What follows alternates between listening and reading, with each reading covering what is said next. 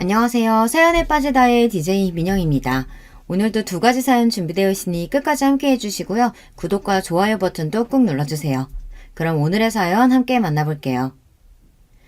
안녕하세요. 저는 40대 후반에 평범한 가정에서 주부 생활을 했었어요. 자주 보는 채널에 제가 이렇게 이야기를 꺼내게 될 줄은 몰랐는데 많은 분들에게 이런 사례도 있다는 걸 이야기해드리고 싶어 찾아오게 되었습니다. 한편으로는 씁쓸하기도 하지만 이번 기회에 사람에게 마냥 잘해주면 안 된다는 걸 느끼게 되었는데요. 일단 그 전에 제 이야기를 먼저 해드릴게요. 저는 남편을 30대 초반에 만나 결혼했던 케이스인데요. 보통 사람을 만날 때 그 사람의 성품도 중요하지만 가족들이 어떤지를 보고 결혼을 하게 되죠. 가족과 맞지 않아서 헤어지는 경우를 주변에서 많이 봤기 때문에 걱정되던 부분이었거든요. 남편과 만나면서 마음은 커져가는데 혹시라도 결혼을 못하면 어쩌나 고민이 되었지만 인사를 드리러 갔을 때 제 예상과는 달리 시어머님과 돌연인 되실 분이 모두 좋으신 분들이셨어요. 안녕하세요, 어머님, 아버님. 태연 씨와 교제 중인 이미연이라고 합니다. 어머, 얘기 많이 들었어요. 미연 씨. 부족한 우리 아들 잘 부탁해요. 여기는 태연이 동생 태수예요. 인사 나눠요. 안녕하세요, 형수님. 만나 뵙게 되어 영광입니다. 저희 향 잘 부탁드릴게요. 좋게 봐주시니 감사해요. 태수 씨도 반가워요. 모두 좋게 봐주니 좋네요. 미연 씨가 나한테 얼마나 잘하는데 엄마 어디서 이런 며느리 얻기 힘들어요. 알죠? 어머, 얘 봐라. 장가 들기 전부터 그러면 엄마 살짝 섭섭해지려고 해. 엄마, 이제 형은 형수님한테 잘해주시겠지. 이제 우리 둘이 더 재밌게 놀자.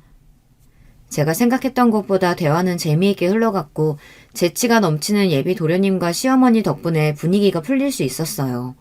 태연 씨도 옆에서 잘 호응을 해주니 정말 행복한 가정이라고 느낄 수 있었는데요. 결혼을 전제로 교제 중이라고 했죠? 네, 어머니. 내년이나 내후년쯤으로 생각하고 있어요. 다른 건 아니고 결혼 전에 내가 꼭 하나는 부탁하고 싶어서. 편하게 말씀하세요, 어머니. 사실 우리 거의가 일찍 세상을 떠났는데 그 뒤로 우리 집에서 꼭 제사를 드리고 있거든.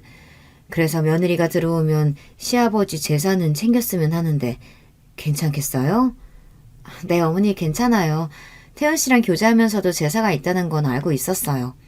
그리고 요즘에는 제사 지내는 게 힘든 것도 아니고 제가 도와드리면 어머니가 더 편하시잖아요. 고마워요. 그리고 말은 다음에 놓을게요. 첫 만나부터 반말하는 건 아닌 것 같아서. 오늘 잘 들어가고 다음에 또 봬요. 어머님은 저에 대한 예의는 물론 혹시라도 제가 불편하진 않을지 먼저 집안 제사에 대해 말씀을 해주셨는데요. 초반에는 저도 제사라는 게 힘든 건 알지만 가족이 될 사람이라면 괜찮다고 생각했기 때문에 큰 문제는 없었어요. 어머님과 예비 도련님을 뵙고 난 뒤에는 저희 집에 가서 인사를 드리며 결혼 허락을 받았는데요. 결혼을 준비하면서 남편과 싸운 적도 없고 양가 부모님께서도 너무 잘해주시니까 제가 가지고 있었던 결혼에 대한 부정적인 생각이 달라졌어요. 아무래도 제가 결혼을 할 당시만 해도 시댁에 갑질이 있었을 때거든요. 오히려 결혼한 뒤로는 무소식이 희소식이라며 자주 오라고도 안 하시고 오히려 찾아가면 귀찮다고 하시면서 저한테 남편이랑 데이트하라며 시간을 만들어주셔서 감사했죠. 어머니, 오늘은 뭐 할까요? 같이 쇼핑이라도 나가실래요? 괜찮다, 미연아. 나는 태수랑 나가면 되니까 가서 태연이랑 놀고 와. 저도 어머니랑 데이트하고 싶은데 같이 가주시면 안 돼요? 어머나, 얘 좀 봐. 그래, 가자. 오늘은 내가 졌다. 왜 둘만 가요? 나도 갈래요. 나도 끼워줘, 그럼. 형수님, 저도 같이 가도 되죠? 그럼요. 다 같이 아울렛도 가고 저녁은 제가 낼게요. 맛있는 거 먹어요. 이렇게 행복해도 되나 싶을 정도로 잘 지냈고 저희에게 축복이 찾아오면서 더욱 화목한 가정을 이룰 수 있었는데요. 결혼에 대한 로망을 이룬다는 게 이런 건가 싶을 정도였거든요. 또 저는 결혼하고 나서 어머님과 약속한 제삿날은 꼭 지켰는데 그때도 어머니가 크게 일을 시키거나 하는 게 아니라서 오히려 죄송한 마음이 들었어요. 사실 초반에는 마음을 먹고 갔는데 음식도 이미 다 준비가 되어 있고 또 제가 임신을 했을 때는 아예 일을 시키지 않으셨어요. 출산 이후에도 1년에 한 번이는 시아버지 제사를 챙기면서 어머니와 돈독한 사이를 유지하고 있었는데요. 남편도 잘해주고 도련님도 자주 뵙다 보니까 자연스럽게 친분이 쌓여서 저희 집에도 놀러 오시게 되었어요. 도련님은 요즘 만나는 분 없으세요? 아유, 저야 뭐 알아서 잘 만나고 있죠. 걱정 마세요, 형수님. 곧 동서될 사람 데리고 놀러 올게요. 만나시는 분이 있으셨나 보네요. 말 좀 해주시지. 여보, 얘 완전 팔불출이야. 아주 자랑을 어마어마하게 하던데 오늘에서야 말 좀 해주네. 저만 모르고 있었던 거예요? 살짝 섭섭해지려고 하네요. 에이, 들어봐요. 형수, 제가 만나는 사람 형한테도 오늘 말했거든요. 아, 그런 거였어요? 어떤 사람이에요? 형도 잘 들어. 형수, 제가 만나는 사람 미스 코리아 출신이에요. 엄청 예뻐요. 그리고 착하고 저랑도 개그 코드도 잘 맞아서 이 사람 아니면 안 되겠다 싶을 때가 많아요. 도련님이 결혼하실 때가 되셨나 봐요. 그런 마음 들면 꼭 잡아야 한다던데. 자, 정말 예쁘죠? 눈도 크고 오목조목하게 생겨서 하는 짓도 너무 예뻐요. 와, 정말 미인이신데요? 다음번에 한번 소개시켜주세요. 그래도 난 우리 여보가 최고다. 기분 좋으니까 한잔하자. 그날은 도련님께서 만나시는 분이 있다며 저희에게 만나는 사람이 있다고 말씀을 해주셨는데요. 사진으로 봤을 때 정말 예쁘셨어요. 성격도 좋다고 하시니 안심이 되더라고요. 저도 내심 도련님께서도 좋은 짝을 만나셨으면 했는데 다행이다 싶었죠. 그 뒤로는 저희에게 실제로 소개를 해주었어요. 사람이 정말 이렇게 이쁠 수가 있나 싶었는데 그 전에 말씀드렸던 것처럼 괜히 미스 코리아가 아니구나 싶더라고요. 첫인상은 누가 봐도 예쁜 이목구비에 몸매까지 좋으니 자연스레 눈이 갈 수밖에 없는 사람이었어요. 첫 만남 때도 너무 예뻐서 놀랐는데 성격도 시원시원해서 사람을 정말 잘 만났다고 생각하고 있었거든요. 처음 만났을 때는 예의 있는 모습을 보고 얼굴도 예쁜데 성격까지 좋아서 정말 다 가진 사람이라고 생각했는데요. 좋은 관계를 이어오다 2, 3년이 지난 뒤 도련님도 결혼하시면서 제 동서가 생긴 것이었어요. 근데 제가 생각했던 것과는 다르게 결혼한 이후에는 다른 모습을 보여주어 당황스러웠는데요. 어떻게 보면 저희 집안에 손 아래 동서가 들어온 거잖아요. 저는 이전에 만났던 경험이 있어서 성격은 어느 정도 알고 있는 터라 사실 크게 걱정하진 않았는데 문제는 제사 때마다 생기게 되었어요. 어느 순간부터 그런 부분들을 회피하는 게 느껴졌는데 저 또한 아직도 어려운 부분이기도 하고 그래도 한 번뿐인 시아버지 제사인 만큼 신경을 써야 한다는 것도 제 마음이었거든요. 시어머니께서도 예전에 저에게도 이런 부분은 이해해줬으면 좋겠다고 이야기하셨고 혼자 하셨던 걸 둘이 나눠서 하던 걸 셋이 함께 하면 더 빨리 끝낼 수 있을 것 같았어요. 제사 같은 경우에는 남편이 오히려 도와주는 편이라서 사실 어려운 부분들은 없는 편이라 크게 걱정하진 않았는데요.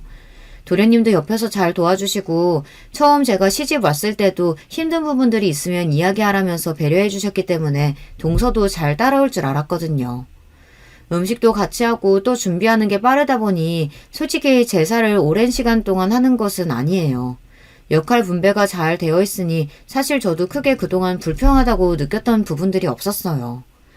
도련님이 결혼하시고 난 뒤에는 손 아랫동서가 들어오면서 가족 행사도 자연스럽게 같이 하게 되었는데요. 하지만 처음 봤을 때 사람 좋고 친절하던 모습은 어디 가고 제가 느끼기에는 저를 무시하는 느낌을 받을 수밖에 없었어요. 보통 시댁에 가면 해야 할 것들을 찾아서 일을 하는 경우가 많잖아요. 물론 무조건 해야 하는 건 아니지만 그래도 저는 기본적인 도리는 해야 한다고 생각하는 사람이거든요. 예를 들면 설거지를 한다든지 정리를 도와드리는 것쯤은 한 번은 할 수 있는 일이 아닌가 싶어요. 처음에는 이렇게 생각하는 게 꼰대 같을 수 있겠다는 느낌이 들어 최대한 불편하지 않게 자연스럽게 이야기를 했던 것 같아요. 동서, 오늘은 설거지 우리가 할까? 형님, 아니에요. 이건 남자들이 하는 게 맞죠. 저희가 굳이 손에 물 묻힐 일 만드는 건 아닌 것 같아요. 손도 잘 트고 보들보들한 느낌 사라질 수도 있거든요. 지금부터 관리해야죠. 그게 무슨 소리야. 동서, 우리도 한 번쯤은 해야지. 어제부터 계속 도련님이랑 나는 번갈아 가면서 했는데 저는 원래 설거지도 잘 못하고 오히려 답답하실 거예요. 다시 해야 하는 것보다는 그냥 깔끔하게 할 수 있는 사람이 하는 게 낫지 않아요? 죄송해요, 형님. 제가 진짜 집안일은 제대로 한 적이 없어가지고 괜히 폐만 끼칠 것 같아서 일부러 안 건드리는 거예요. 아, 그래? 그럼 어쩔 수 없지. 처음에는 동서가 하는 말이 이해가 가지 않았는데 그래도 한번 해보라며 시켰을 때 진짜 못하더라고요. 제가 다시 다 해야 할 정도라서 안 좋게 말하면 공주님처럼 큰 거라는 생각이 들 정도라 기분이 살짝 상하긴 했어요. 시집을 왔으면 기본적인 건 해야 하는 건 아닌가 싶었는데 이거 너무 꼰대 같은 생각이었을까요? 동서에 대해서 기분이 나쁜 건 저뿐만이 아니었는데요. 가족이 늘었는데 일하는 사람만 하고 안 하는 사람은 계속 안 하는 것 같아. 안 그래도 내가 동서한테 물어봤는데 집안일이 생각보다 어렵다고 하네.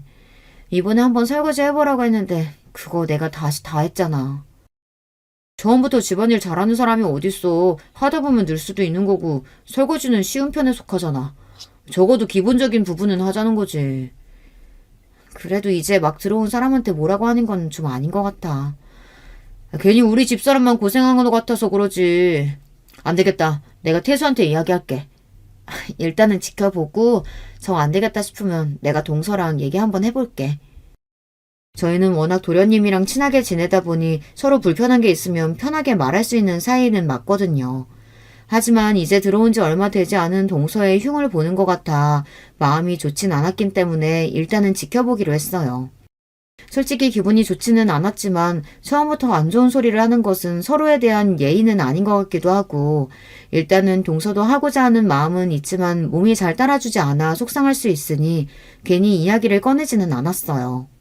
하지만 이게 오히려 저를 아랫사람으로 보는 행동이 될 줄은 몰랐는데요. 저는 배려를 했다고 생각하는데 갈수록 도가 지나치더라고요.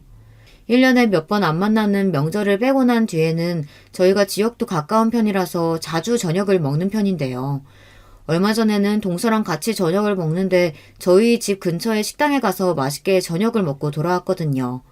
근데 그날 뭔가 이상함을 느꼈던 점이 있었어요. 하나부터 열까지 도련님이 챙겨주면서 손 하나 까딱 안 하는 게 그냥 딱 공주님 느낌이더라고요. 잘 챙겨준다는 생각이 들 수도 있지만 제가 느끼기에는 너무 기본적인 부분까지 해주니까 저러다가 버릇이 나빠지겠다는 생각이 들 정도였어요.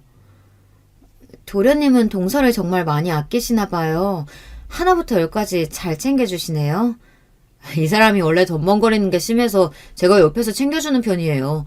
손이 많이 가게 해도 사랑하니까 이 정도는 아무것도 아니죠. 제가 할 수 있는데 유독 저를 챙기는 것 같아요. 아무래도 제가 좀 연약하기도 하고 또 남편이 챙겨주면 편하잖아요. 형님은 남편분이 따로 안 챙겨주세요? 오늘 보니까 혼자 다 하시는 것 같던데 좀 도와주세요. 저는 혼자 하는 게 편하기도 하고 서로 챙겨줄 수 있는 부분은 챙겨주고 있어요. 걱정 마요. 그래도 형님, 여자로서 옆에서 보면 좀 안타까운 부분도 있어요.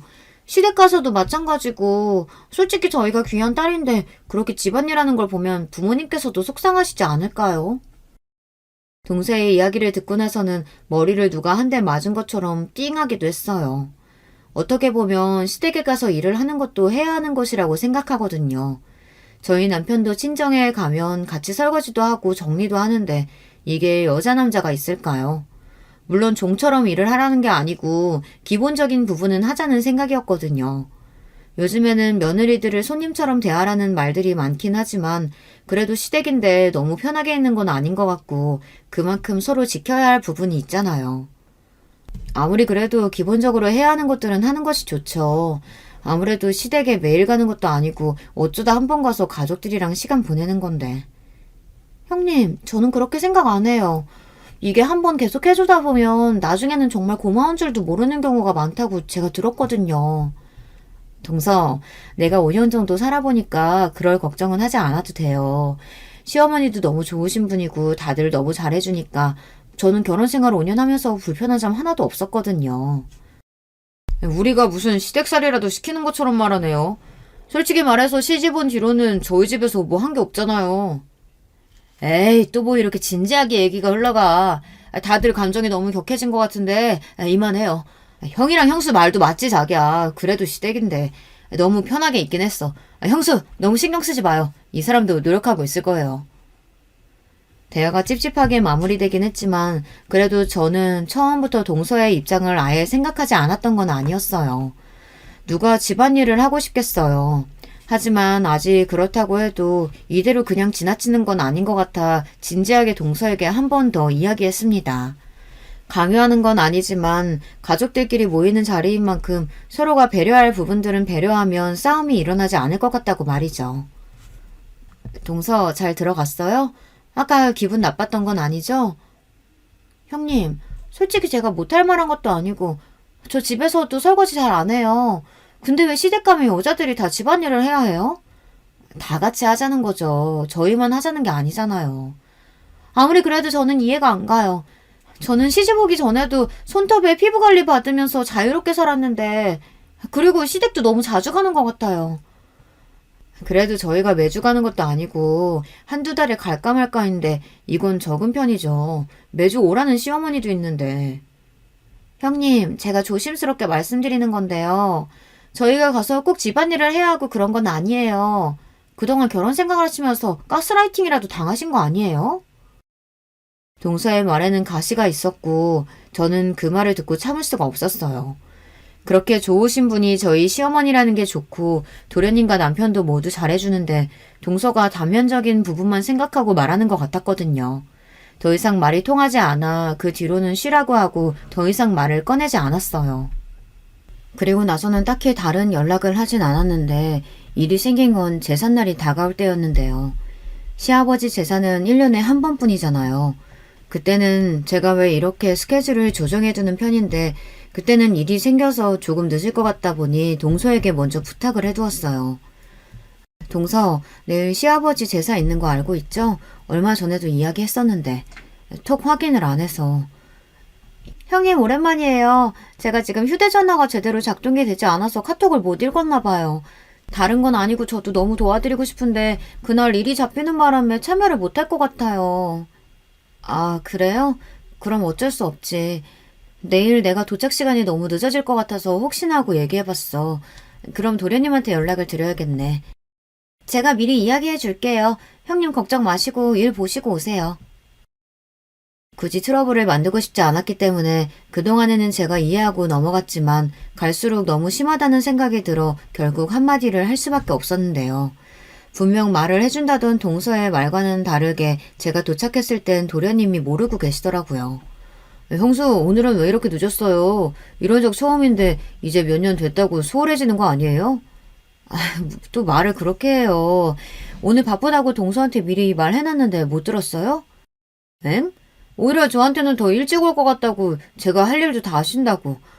그래서 저 일부러 늦게 왔어요. 그럼 이거 다 어머님이랑 태원 씨가 한 거예요? 내가 어머님께는 말씀드렸고 태수는 늦게 와서 내가 전화로 말해줬어. 많이 바쁘면 오늘 쉬라고 할 걸 그랬네. 고생했다 미연아. 의사소통에 문제가 있었나 보다. 늦었으니 일단은 마저 준비하자. 저는 분명히 동서에게 말을 전했는데 잘못 알아들은 건가 싶어서 다음번에는 제대로 말을 해야겠다 생각했어요. 하지만 제사 이외에도 동서는 가족 모임에 참석하지 않는 일이 늘어났는데요. 마치 일부러 빠지는 느낌이 들었어요. 또다시 돌아온 제사 때도 동서는 불참하겠다며 저한테 연락을 해왔어요. 동서, 아무리 그래도 1년에 한 번 있는 제사는 빠지는 건 아닌 것 같아. 늦게라도 와서 참석해. 저 진짜 안 돼요, 형님. 예전부터 잡혀있던 약속이라서 취소도 어렵고 늦게도 못 가요. 이번 한 번만 부탁드려요. 내가 그동안 동서한테 말은 안 했는데 도가 지나치다고 생각하지 않아? 형님, 그래도 제가 아예 안 갔던 것도 아니고 한두 번 빠진 거 가지고 너무 심하신 거 아니에요? 한두 번의 문제가 아니라 아무것도 하지 않는 것도 문제인 거야. 동서 온다고 해서 도와주는 것도 아니고 와서 핸드폰만 하다가 가잖아. 나 그동안 많이 참았어. 시어머니 앞에서도 대답은 건성건성하잖아. 사람 무시하는 것도 아니고. 형님, 듣자 하니까 말이 너무 심하신데요? 제가 뭘 아무것도 안 했어요. 막말로 시댁 식구들 자주 봐서 뭐해요. 결혼하고 둘이 잘 살면 되는 거지. 한번 심하게 이야기를 하고 나니 미안하다고 말할 줄 알았거든요. 하지만 오히려 동서는 적반하장으로 그럼 본인이 가서 뭘 해야 하느냐며 말하더라고요. 당황스럽기도 하고 그동안 저를 얼마나 깔보고 있었는지 느낄 수 있었는데요. 그래도 제가 손윗 사람인데도 불구하고 대드는 느낌만 들더라고요. 좋지 않은 채로 시댁에 찾아가서 음식을 하는데 제 표정이 안 좋아 보였는지 어머니께서 먼저 물어보셨어요. 무슨 일 있었니? 얼굴이 너무 안 좋은데. 아니에요, 어머님. 요즘 피곤해서 그런가 봐요. 오늘도 일 때문에 살짝 늦어서 얼른 하고 집에 가서 쉬면 될 것 같아요. 그래? 네 동서는 오늘도 안 온다니? 요 근래 통 연락도 없고 무슨 일 있는 건 아니겠지? 아니에요, 엄마. 요 근래 일도 많아지기도 했고 저도 요즘 좀 이상하게 느껴지긴 하는데 그래도 어쩌겠어요. 저는 도련님의 말을 듣고 의아했어요. 두 사람이 부부인데 동서 일을 잘 모르는 느낌이 들더라고요. 여자의 촉이라고 하죠. 분위기가 좋지 않은 것 같아 자연스럽게 제사 후 정리하며 도련님께 물어봤어요. 도련님, 요즘 안색이 안 좋으신데 무슨 일 있으세요? 아니에요, 형수. 그냥 결혼하고 나서 마냥 행복할 줄 알았는데 그것도 아니네요. 동서랑 싸웠구나. 아유, 도련님, 저희 부부도 요즘 많이 다투고 그래요. 그래도 제사 안 오고 그러는 건 뭐 바쁜데 어쩌겠어요. 저도 말해봤는데 더 이상 할 말이 없더라고요. 그 사람 지금 여행 중이에요. 일이 아니고. 네? 그게 무슨 소리예요? 처음에는 저도 믿었어요. 제사날만 되면 회사에서 바쁘다고 하고 출장 간다고 했는데 제가 SNS를 안 하잖아요. 심심해서 깔아봤는데 그동안 여행을 다녔더라고요. 도련님의 말을 듣고 나선 이해를 할 수가 없었는데요. 그동안 동사가 거짓말을 하고 여행을 다닌 거라고 이야기를 하니 충격이 꽤 큰 편이었어요. 그러면 그동안 일부러 그런 건가 싶기도 하고요. 그럼 그 부분에 대해서 동서랑 이야기해 본 적 있어요? 아니요. 몰래 본 게 민망하기도 하고 사실 인정하고 싶지 않아서 안 물어봤어요. 여행은 누구랑 간지 알아요? 느낌은 친구랑 간 것 같은데 아니면 제가 감당하기 힘들 것 같아서 더 보지는 않았어요. 아무래도 도련님이 SNS를 하지 않다 보니 개인 계정에다가 동서가 글을 올린 것 같았어요. 저도 딱히 SNS에 관심이 없다 보니 예상하지 못했던 일이라 일단은 도련님께 동서랑 이야기를 해보라고 했어요. 저도 집으로 돌아와서 SNS를 통해 확인해 보니 정말 여행을 간 건 맞는 것 같더라고요. 이번에만 간 건 아니었고 꽤나 자주 여행을 다니는 것 같은데 도련님 사진은 하나도 없었어요. 보통 부부들은 여행 가면 인증사진으로 서로 사진을 찍어주기도 하고 커플 사진을 올리기도 하잖아요.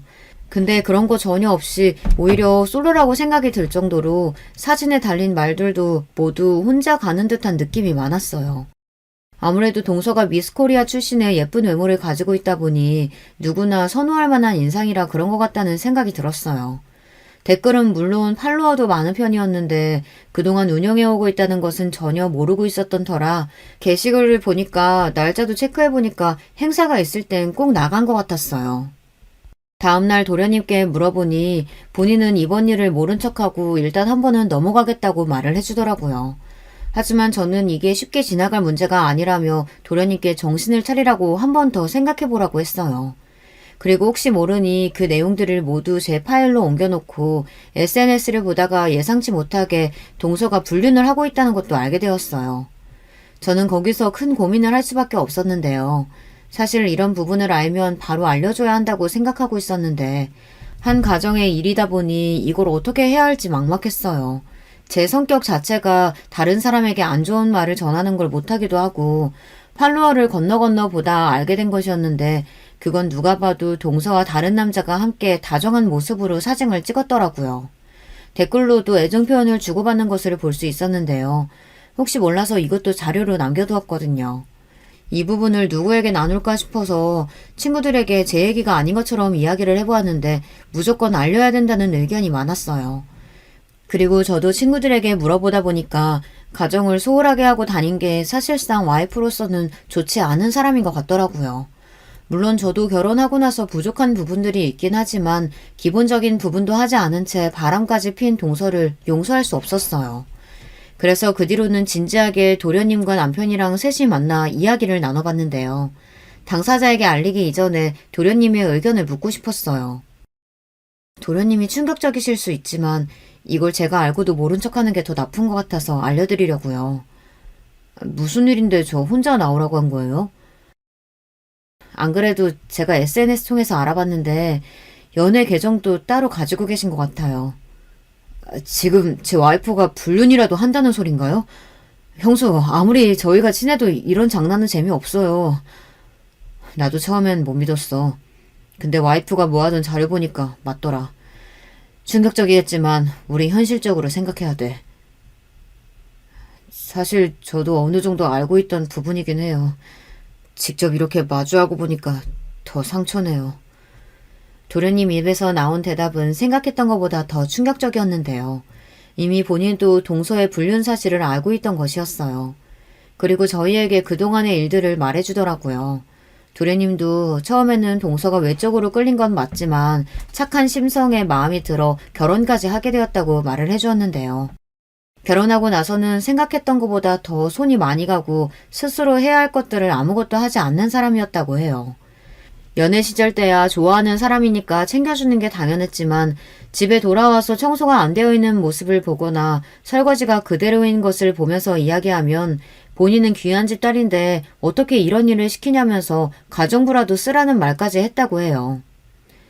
여보, 집에 있으면 집안일도 좀 하고 치워두지 그랬어. 집안에 음식물 냄새가 가득하네. 아, 오빠, 바빠서 그랬어. 당신이 좀 해주라.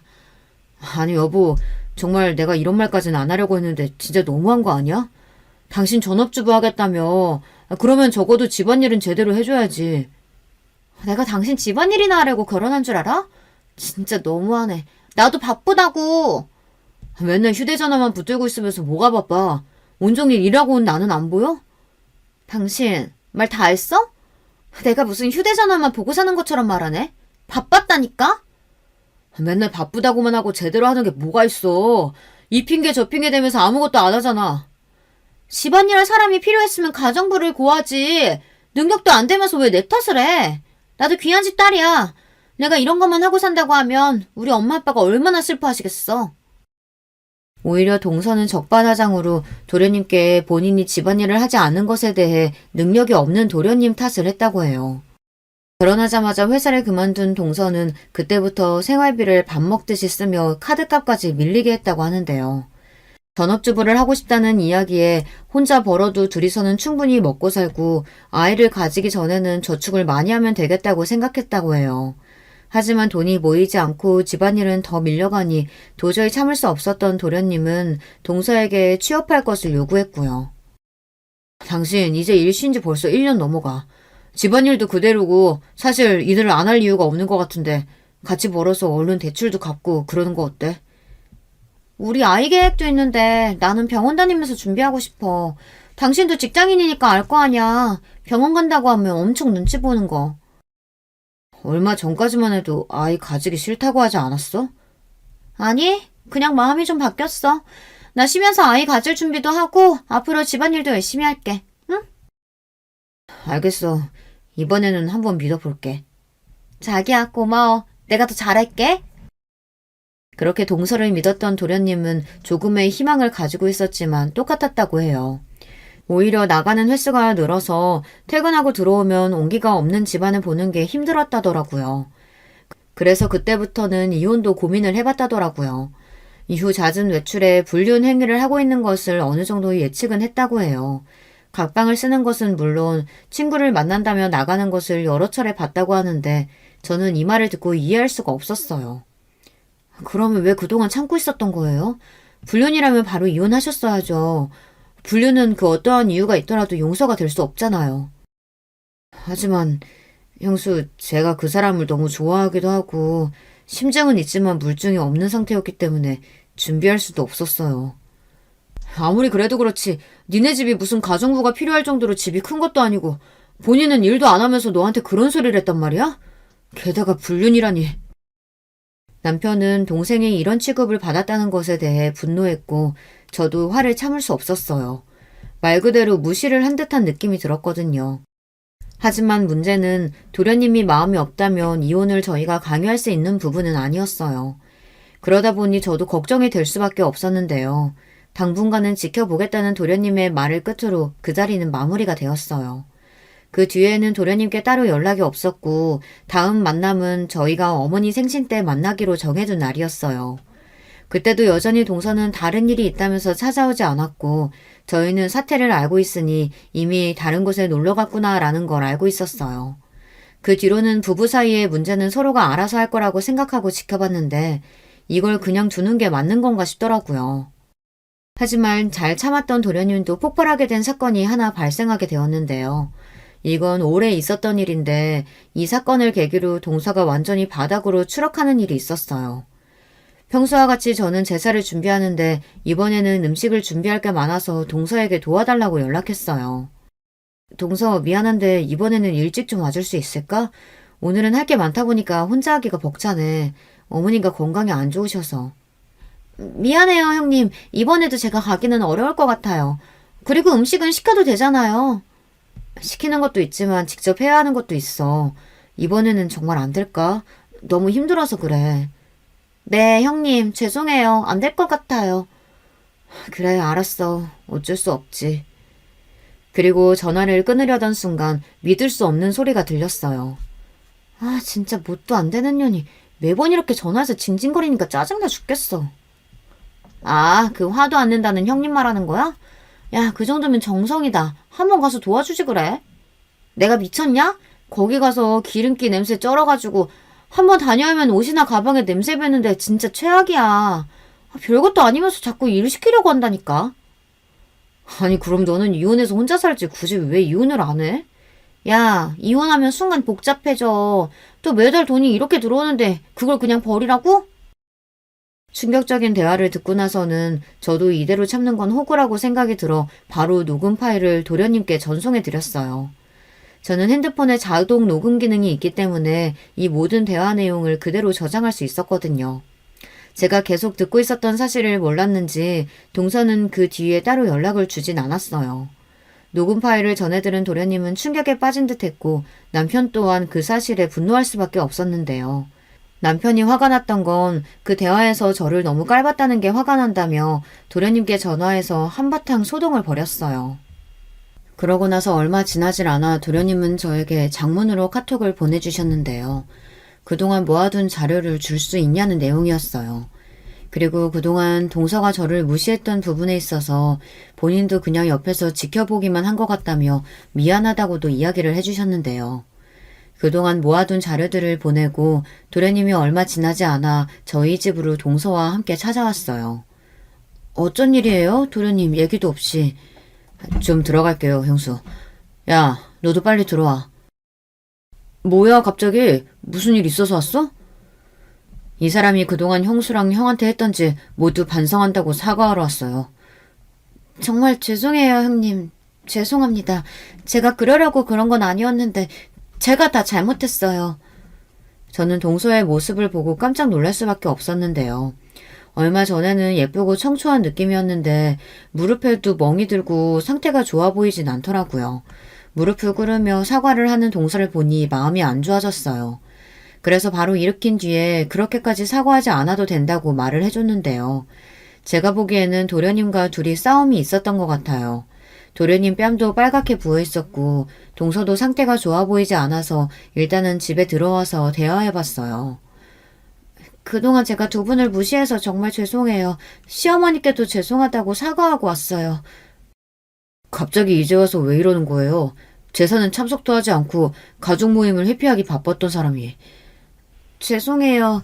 그동안 제가 시댁에 가면 뭔가 저만 동떨어진 느낌이 들고 사실 형님한테 질투를 느끼고 있어서 그랬던 것 같아요. 이런 모습 보여드려서 죄송해요. 두 사람이 진정성 있게 사과하는 것을 듣고 나서는 저는 마음이 풀릴 수밖에 없었는데요. 불륜도 다 알게 되었고 동서도 그동안 자신이 잘못됐던 부분을 인정하면서 한 번 더 기회를 줄 수 있겠냐며 도련님께 물어보더라고요. 나 이제 하라는 대로 다 했어. 당신이 때린 것도 다 참아줄 수 있어. 우리 이혼만은 하지 말자. 아직도 넌 정신을 못 차렸구나. 내가 지금 때린 것 때문에 네가 이렇게 나오나 본데 그동안 불륜했던 것들 그리고 네 통장 내역도 내가 다 알고 있어. 근데 같이 살자고? 반대로 너였으면 같이 살았겠냐? 우린 이제 끝이야. 오늘은 인간으로서 기본적인 도리는 해야 해서 사과하러 온 거고. 도련님의 이야기를 들으니 아무래도 이혼에 대한 생각을 굳힌 것 같았어요. 동서는 미안하다며 싹싹 빌었고 도련님은 이만 가보겠다면서 동서를 데리고 나갔습니다. 저에게는 충격적인 일 중 하나였는데 두 사람의 관계는 다행히 잘 정리가 된 것 같더라고요. 사실 도련님께서 그렇게까지 나오실 줄은 몰랐는데 멍이 든 모습을 봤을 때 두 사람 사이에서 몸싸움이 있었다는 것을 알 수 있었고 한편으로는 안쓰러운 마음도 들었던 것 같아요. 사람이 진심으로 행복했을 당시를 떠올리니 괜히 마음이 아프더라고요. 집으로 돌아간 도련님은 저희에게 또다시 장문의 카톡으로 동서와는 정리하기로 했다고 조만간 다시 찾아오겠다고 이야기를 해주었어요. 사람의 인상이라는 게 한치 앞도 모른다고 했지만 성격도 좋고 예뻤던 동서는 내면에서 저희를 욕하고 또 무시하는 마음을 가지고 있었기 때문에 저희 가족과 더 가까워질 수 없었던 거 아니었을까요? 사실 그동안 도련님이 많이 참기도 했고 생활비만 해도 한 달에 3,400은 기본으로 사용했다고 하더라고요. 근데 사실 생활비가 아닌 개인적인 돈으로 300만 원에서 400만 원이면 그것도 무시하지 못하거든요. 시어머니께서도 도련님의 이야기를 듣고 저희에게 전화를 하셨는데 오히려 반응이 더 대박이었어요. 얼마 전에 태수 왔다 갔다며 너희는 괜찮니? 네, 두 사람 정리한다고 저희한테 카톡도 왔어요. 그동안 사실 걔 와이프가 잘했던 건 아니잖아요. 게다가 불륜이라니 말도 안 되죠. 태수만 오히려 불쌍하게 됐어요. 나도 오히려 잘 됐다고 생각한다. 너희한테 말은 안 했지만 나한테도 전화해서 이것저것 요구하는 게 많았거든. 너희가 걱정할까봐 말은 안 했지만 식기세척기 사달라, 뭐 사달라 가전제품이나 금전적으로 요구할 때가 많았어. 어머니한테요? 어떻게 전화해서 그런 부분까지 해달라고 할 수가 있어요? 그동안 어머니께서도 고생하셨어요. 결혼 전에도 제사에 대해서 말을 안 했던 것도 아닌데 일부러 더 얘기하진 않았어. 괜히 태수한테 불똥 튈까봐. 그래서 더 미연애한테 미안하더구나. 저는 괜찮아요. 어머님 솔직히 제사 때 많이 힘든 것도 아니고 종종 일 많을 때만 도와달라고 했던 것이었는데 동서도 그렇게까지 할 생각은 없었을 거예요. 당신은 아직도 걔 감싸고 도는 거야? 아니 그동안 해왔던 행실을 봐. 미스코리아 출신이면 다야? 성격이나 매너가 하나도 없는데. 저는 평화주의자이기 때문에 이런 대화 속에서도 동서가 한편으로는 안쓰러운 마음이 들 수밖에 없었는데요. 하지만 이것도 제가 동서에 대해서 어느 정도는 좋은 마음을 가졌을 때 이야기이고 이후에는 저도 완전히 동서에게 등 돌리는 사건이 벌어졌어요. 오늘 이렇게 부른 건 그동안 아버지 제사 이어온 우리 미연이 위해서 내가 준비한 게 있어. 저한테요? 안 주셔도 되는데. 뭔데요? 저희는 처음 듣는 소린데. 미연이한테 내가 가지고 있는 아파트 한 채 줄까 생각 중이야. 압구정에 있는 거 말씀하시는 거예요? 그거 그냥 판다고 하셨잖아요. 너희 아이도 커가고 있고 갈수록 큰 집 필요할 텐데 그냥 거기서 살면서 제사도 그쪽에서 지내도록 하자. 음식하는 업체도 그 근방이라서 배달도 빠르게 될 거야. 너무 갑작스러운데 그렇게 큰 거 주지 않으셔도 돼요. 저 정말 괜찮아요. 제사도 좋은 마음으로 한 거거든요. 내 마음이라고 생각하고 받아다오. 그동안 힘든 내색 하지 않고 매년 제사 챙겨주면서 도와준 모습에 감동했단다. 어차피 해야 하는 일인데요. 이렇게까지 안 해주셔도 돼요. 정말이에요. 형수, 엄마 말이 맞는 것 같아. 그동안 얼마나 고생했어요. 혼자 동서가 들어와도 도와주지도 않는데 그 정도는 받을 자격 돼. 시어머니가 저를 위해서 건물을 준비하셨다는 이야기를 듣고 솔직히 처음에는 좋은 감정보단 부담스러운 마음이 더 컸던 것 같아요. 적은 금액도 아니고 물론 서울 중심보다는 아니지만 요즘 압구정동 엄청 비싼 편이잖아요. 어머니께서 가지고 계셨던 아파트 같은 경우 주변이 학세권으로 되어 있고 입지도 좋은 편이라서 평가가 괜찮은 편이었거든요. 알고 보니 시아버지께서 생전에 남기고 가셨던 유산이라고 해요. 남편이랑 이런 부분을 상의해봤는데 엄마가 좋은 마음으로 주시는 거니까 받아도 된다고 이야기했어요. 저는 이때까지 어머니가 건물을 소유하고 계신 줄도 몰랐고 그리고 알고 보니 도련님도 건물을 가지고 계시더라고요. 나중에 동서가 이 부분을 알고 재산 분할 요청을 했지만 동서가 잘못한 게 많다 보니 다행히 모두 도련님 명의로 잘 유지가 되고 있다고 해요. 유책 배우자였던 동서는 결국 제대로 받은 것 하나 없이 집 밖으로 나가게 되었는데요. 오히려 도련님은 홀가분하다고 말씀하시더라고요. 저도 건물을 받기로 하고 시어머니께 감사하다며 앞으로는 재산은 저희 집에서 드리기로 했는데요. 이 얘기를 어떻게 알았는지 이혼했던 동서가 저한테 연락을 해왔더라고요. 알고 보니까 도련님께서 네가 제사를 제때 드리기만 했어도 저 아파트는 네 것이었을 텐데 복을 걷어찼다며 이야기한 걸 듣고 저한테 연락을 했던 것이었어요. 솔직히 형님 다 알고 계셨죠? 그렇게 제사 지내면 건물 받을 거 알고 노력하신 거잖아요. 그게 무슨 소리야, 동서. 오랜만에 연락 와서 왜 갑자기 나한테 시비를 걸어. 어머님이 내가 제사 열심히 도와드려서 주시는 건 맞아. 하지만 이걸 결혼 전부터 알고 있진 않았어. 순진한 척도 작작하셔야죠.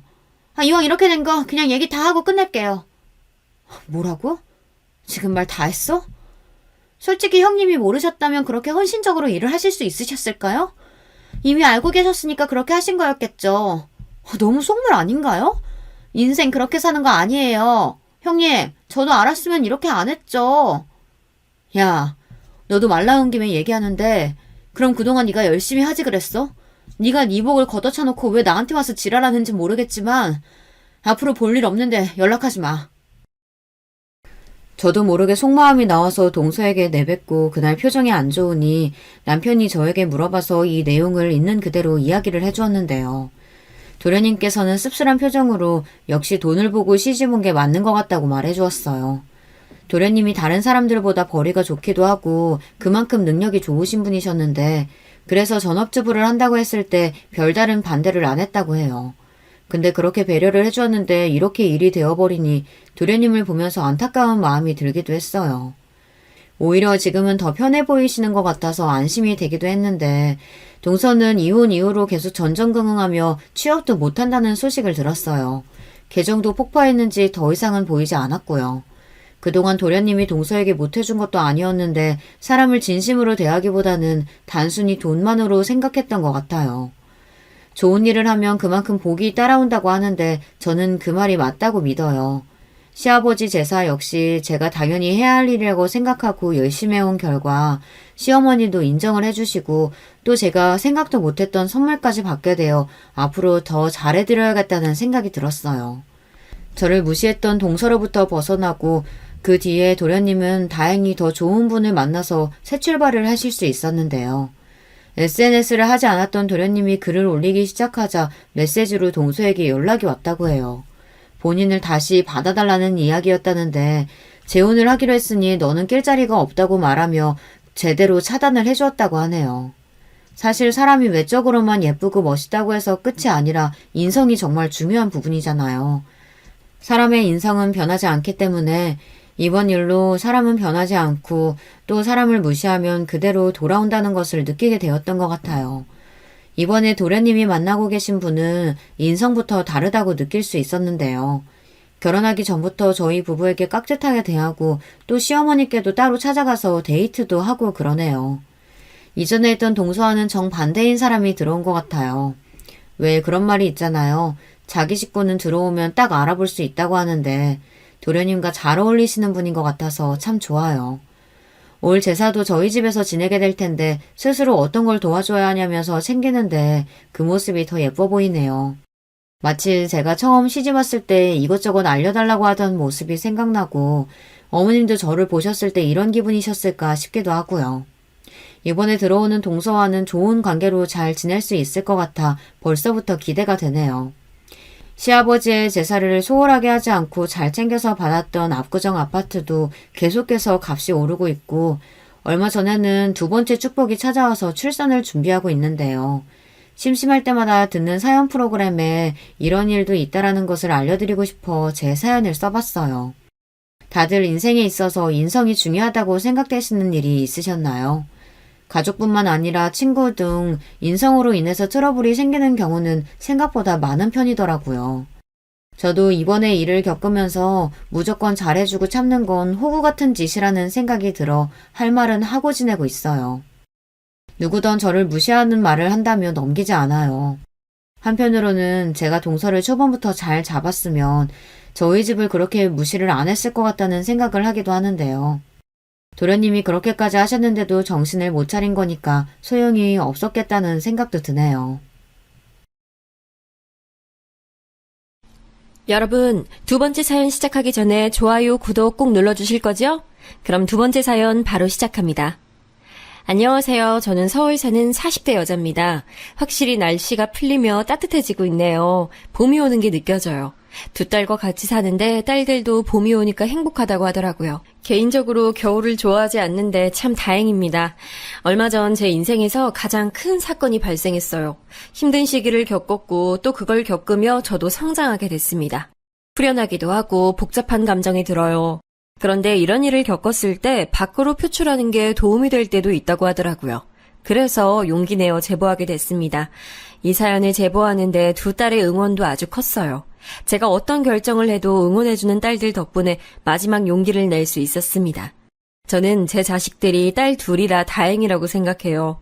저도 자매로 자랐는데 그래서 자매의 소중함을 누구보다 잘 알고 있습니다.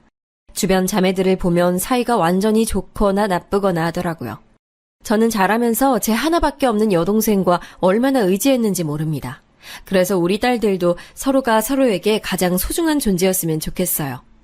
동생과 저는 다른 자매보다 더 특별합니다. 우리는 서로에게 서로가 전부였거든요.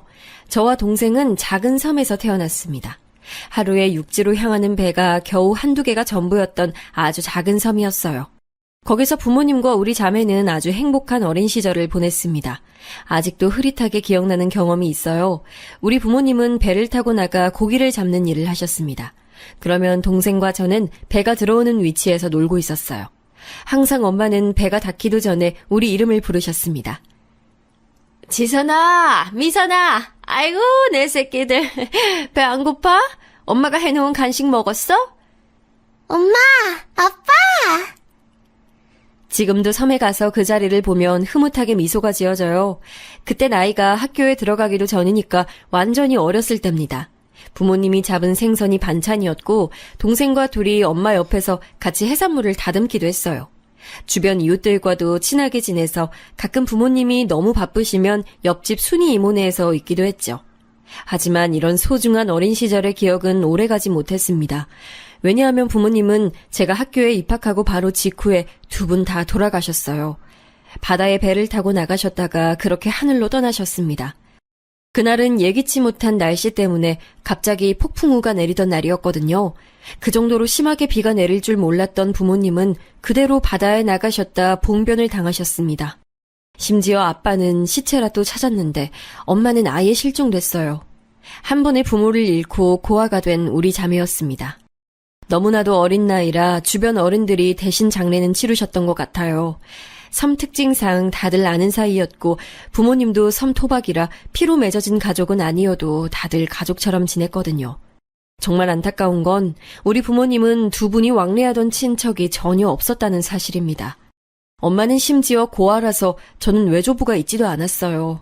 아빠는 친할머니가 살아계시긴 했는데 왕래를 자주 하는 편은 아니라 저는 장례식장에서 친할머니의 얼굴을 제대로 처음 보게 됐습니다. 네가 지선이냐? 얘가 미선이? 아유, 네 애비는 내가 섬에서 나오라고 몇 번을 말해도 들어먹질 않더니 네 애미가 좋다고 그렇게 섬에 붙어있더니 아유, 내가 속이 터져서 새끼들이 보고 싶지도 않았어. 친할머니의 인상은 좋지 않았어요. 다짜고짜 제 앞에서 돌아가신 부모님 흉을 봤거든요. 어린 마음에 그런 할머니가 미워서 동생의 손을 꼭 잡고 아무 말도 하지 않았습니다. 할머니가 그렇게 우리 부모님을 흉보는 동안 이웃 주민들이 오히려 빈소를 지켜줬어요. 어른들은 저와 미선이를 보고 눈물을 흘리셨습니다. 아유, 이런 토끼 같은 애들을 두고 먼저 가면 어떡해. 아유, 그렇게 애들 예뻐했는데 어떡해. 특히 옆집 살던 순이 이모가 많이 우셨어요. 그렇게 장례가 끝나고 저는 동생의 손을 잡고 친할머니를 따라 섬을 나서게 됐습니다. 처음엔 섬을 떠나기 싫어 고집부렸어요. 절대 싫어요. 우리 엄마랑 아빠랑 살던 집이에요. 떠나기 싫어요. 너희들끼리 살 거면 그렇게 해. 나라고 네 예뻐서 데려가냐? 어? 나도 데려가기 싫어. 안 그쵸? 아유, 이 망할 놈의 섬을 내가 다시 오나 싶었더니 아유. 하지만 아무리 고집부려도 제 나이는 그때 고작 8살이었습니다. 그러니 친할머니를 따라가는 것은 당연하고 어쩔 수 없는 선택이었습니다. 섬을 떠나는 우리 자매를 보고 이웃 어른들은 아쉬워하셨어요. 하지만 현실적으로 8살, 6살 자매가 보호자 없이 살 수는 없었습니다. 그렇게 섬을 떠나 할머니 집에서 살게 됐는데 할머니가 살던 곳은 바로 산속 시골이었어요. 할머니가 제게 들려줬던 말에 의하면 할머니는 섬이 싫으셨대요. 주변에서 배를 타다 돌아가신 분을 워낙 많이 봐서 그렇다고 말씀하셨어요. 할아버지도 아빠와 같은 선장이셨고 아빠처럼 바다에 나갔다가 돌아오지 못하셨다고 했습니다. 그래서 할아버지가 돌아가시고 고모와 아빠를 데리고 섬을 나가려고 하셨다고 해요. 그 과정에서 우리 아빠는 엄마를 만나 섬에 정착했고 고모만 데리고 나오셨대요. 슬프게도 고모는 육지로 와서 병에 걸려 이른 나이에 돌아가셨다고 합니다. 그래서 혼자 산속에서 살고 계셨다고 할머니가 저에게 말해주셨어요. 그리고 저는 그렇게 할머니와 동생과 같이 살게 됐습니다. 섬에서 살며 해산물을 끼니마다 먹던 우리 자매는 산속 삶에 쉽게 적응하지 못했어요. 섬에서는 보기 힘든 나물이 반찬이라 생존하지 않던 반찬 투정도 하게 됐죠. 하지만 문제는 다른 곳에 있었으니 바로 동생이었습니다. 제 동생 미선이는 부모님이 돌아가시고 함구증에 걸렸어요. 어린 나이에 충격이 컸는지 말을 할 수 없었습니다. 용하다는 의원이나 무당의 할머니가 데려가도 차도가 없었어요. 그저 심리적인 요인이라고 하셨습니다. 그래도 비밀이 있다면 미선이는 저한테는 아주 작게 소리를 내어 말했어요.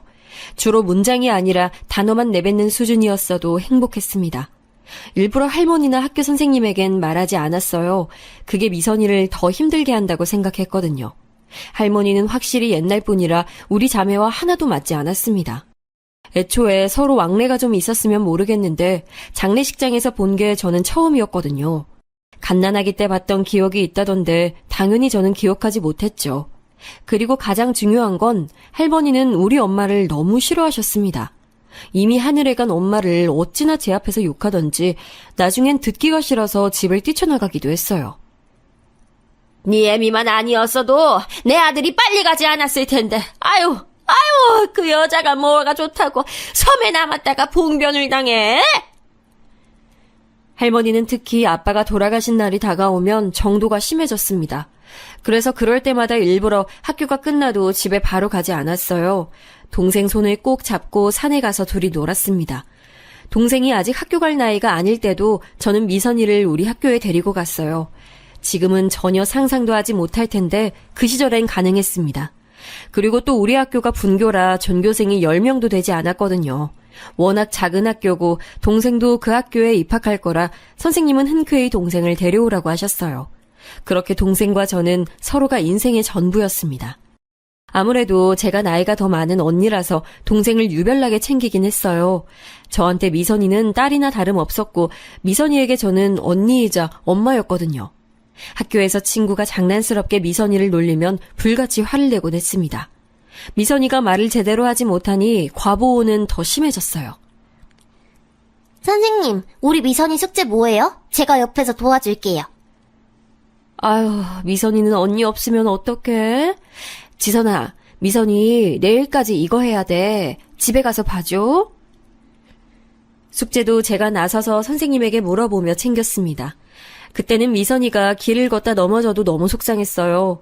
제가 대신 다쳐야 하는데 감히 동생을 다치게 했다는 죄책감이 들기도 했죠. 그런 제 맘을 아는지 미선이도 제가 자기 세상의 전부였습니다.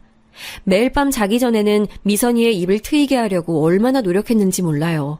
같이 교과서를 읽으며 육성으로 내뱉을 수 있도록 도왔습니다. 할머니가 시끄럽다고 자라고 해도 굴하지 않았어요. 가방, 책상, 학교, 선생님. 그렇지. 그렇게 내뱉는 거야. 알겠지? 내일 학교 가서 동석이랑 선생님 앞에서 말해보자. 잘했어. 제 노력이 통했던 건지 실제로 미선이는 중학교를 입학할 때쯤엔 말문이 트였습니다. 그래도 소심한 성격은 변하지 않았어요. 저는 미선이를 지키기 위해 강제적으로 활발한 성격이 됐습니다. 어디 가서도 기죽지 않으려고 노력했어요. 할머니와 사는 것도 점점 적응되고 있었습니다. 그런데 제가 중학교 3학년이던 16살 때 할머니가 돌아가시게 되셨어요. 그전부터 할머니는 피를 많이 토하셨습니다. 그래서 제가 할머니를 모시고 읍내까지 가서 병원에 모셔다 드리기도 했죠. 거기서 의사 선생님은 그저 나이가 많이 드셔서 그런 거라고 설명하셨어요. 아무리 할머니가 잔소리가 심해도 반찬을 나물밖에 해주지 않아도 틈만 나면 우리 엄마를 욕해도 그래도 같이 살았다는 정이라는 게 있잖아요. 오갈 곳 없던 우리 자매를 거둔 고마운 분이기도 하셨고요. 그런데 할머니가 아프다니까 얼마나 속상했는지 모릅니다. 그렇게 할머니는 노환으로 집에서 잠드신 상태로 돌아가셨습니다. 친척이 없으니 장례식장은 매우 횡했어요. 그래도 부모님 장례식 때는 이웃들이 많이 오셨는데 할머니는 워낙 시골이기도 하고 남들과 어울리는 분이 아니셔서 빈소가 초라했어요. 문제는 그때부터였습니다. 초라하고 횡한 빈소는 아무 문제가 아니었어요. 지쳐 잠든 미선이를 보며 저는 막막한 앞날에 대해 걱정했습니다. 현실적으로 이제 어떻게 살지 걱정되어 잠도 오지 않았어요. 사실 할머니와 살던 곳이 너무 시골이라 고등학교가 있지도 않았거든요. 그래서 할머니는 제가 고등학교 갈 나이가 된다면 버스를 타고 1시간이 넘게 다녀야 한다고 말씀하셨어요. 저는 절대 미선이와 둘이 살며 그럴 수 없다고 생각했죠. 그래서 아예 고등학교에 입학하지도 않았습니다. 현실적으로 당장 살아갈 돈이 없어서 돈도 벌어야 했고요. 할머니가 남긴 재산은 집 한 채가 전부였어요. 할머니는 보통 남의 밭에서 일하고 일당을 받으셨습니다. 그런데 저는 밭일을 해본 적도 없으니 막막했어요. 집에 와서 텅 빈 집을 바라보며 막막함에 눈물도 나오지 않았습니다. 그때 그리고 결심했어요. 그냥 내 인생은 미선이를 위해 살아야겠다고요. 그리고 아주 무모한 선택도 했는데 무작정 미선이의 손을 잡고 서울로 올라갔어요. 어린 나이여도 거기서 계속 살 수는 없다는 생각이 들었거든요. 저는 책임감 때문에 내가 고등학교에 가지 않는 건 허용해도 미선이가 고등학교에 가지 않는 것은 진짜 상상하기도 싫었습니다. 그래서 무작정 서울로 올라왔어요. 아직도 서울로 올라가던 기차 안이 생생합니다. 처음 하는 일이라 심장이 매우 쿵쾅거렸어요. 그래도 동생의 손을 잡고 묻고 물어 서울에 도착했습니다.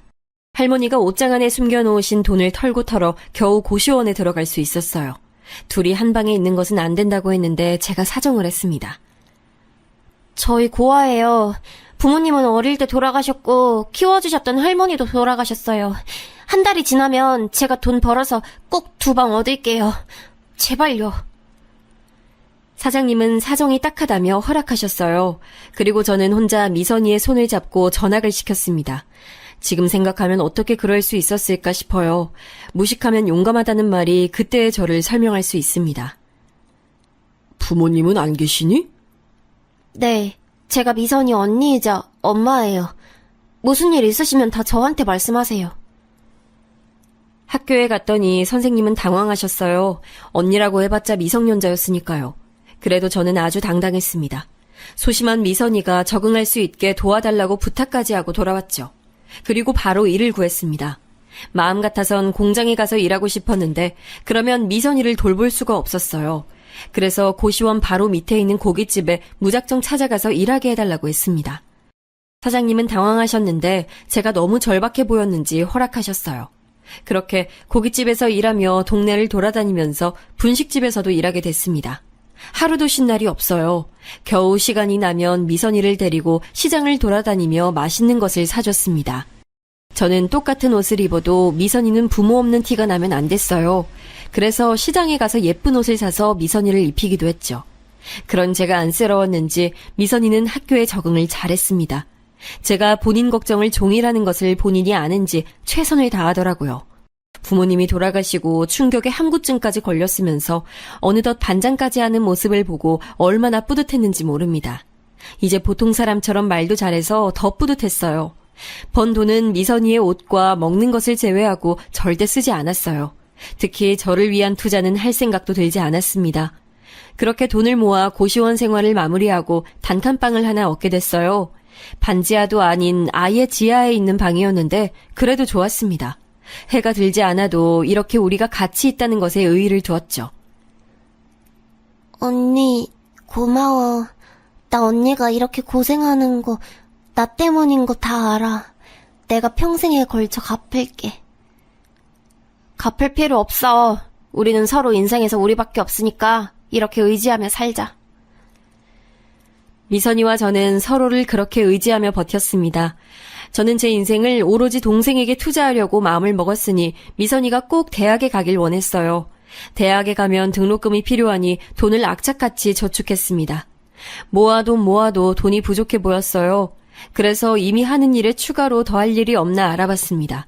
그러다 시장에 갔더니 어떤 국밥집에서 사람을 구하더라고요. 바로 들어가서 물어보니 당장 내일부터 나와달라고 했습니다. 그렇게 아르바이트는 시간을 조절해서 일을 하나 더 늘렸어요. 예, 저기 가서 주문 받아. 아우, 3번 테이블 나갔어? 아우, 왜 이렇게 손이 느려? 아르바이트 많이 했대서 뽑았더니 사기당했네. 죄송합니다. 최대한 빨리 움직일게요. 국밥집 사장님은 제가 손이 느리고 답답하다고 항상 뭐라고 하셨습니다. 하지만 저는 진짜 억울했어요. 제가 가게에서 제일 열심히 움직이고 있었거든요.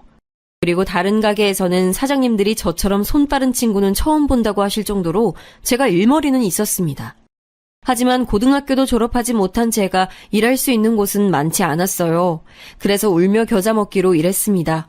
일이 힘들어도 끝나고 간식을 사서 집에 가면 미선이가 웃는 얼굴로 맞아줬거든요. 그러던 어느 날 국밥집에서 일하는데 누가 자꾸 제 옆을 따라다녔습니다. 처음엔 누구지 싶었는데 알고 봤더니 사장님 아들이더라고요. 나이는 저보다 4살 많았고 사장님과 다르게 웃는 인상이었습니다. 우리 엄마 성격 진짜 이상하죠? 집안 식구들도 그래서 엄마가 저러면 일부러 안 들리는 척해요. 너무 속상해하지 마요. 아니에요. 괜찮아요. 감사합니다. 아, 근데 오늘 일 끝나고 일정 있어요? 같이 뭐 밥이라도 먹을래요?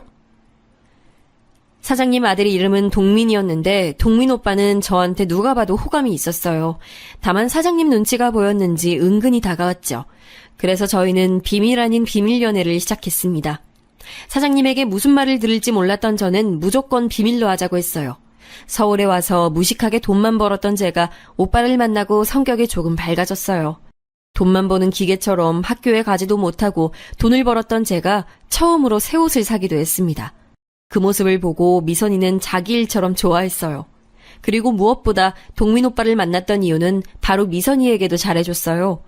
오빠는 대학생이었는데 미선이의 공부를 봐주기도 했습니다. 무거운 것을 들어주고 집에 문제가 있으면 다 해결해주는 오빠를 보고 사랑에 빠지게 됐죠. 미성년자 둘이 사는 게 쉽지 않았는데 오빠 덕분에 위기를 넘긴 적이 한두 번이 아니었습니다. 자연스럽게 저는 남자친구에게 많이 의지하게 됐어요. 그렇게 사장님 몰래 연애하는데 확실히 연애를 시작하니 일을 해도 많이 힘들지 않았습니다. 몇 년의 시간이 흐르고 미선이는 고등학교를 졸업하고 대학에 입학하게 됐어요. 그러면서 대학 등록금도 장학금을 받고 입학했습니다.